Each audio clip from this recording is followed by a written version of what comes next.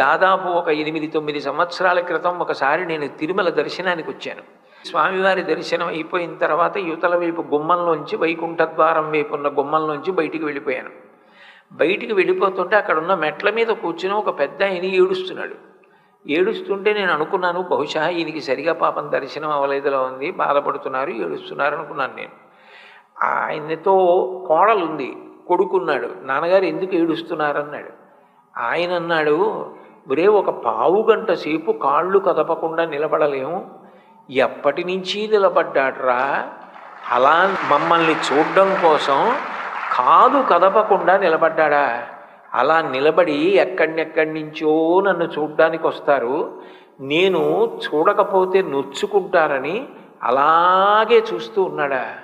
ఎంత కాళ్ళు నొప్పి పెడతాయిరా, ఒక్కసారి అవకాశం ఇస్తే కాళ్ళు పట్టాలనుందిరా, ఎంత కాళ్ళు నొప్పి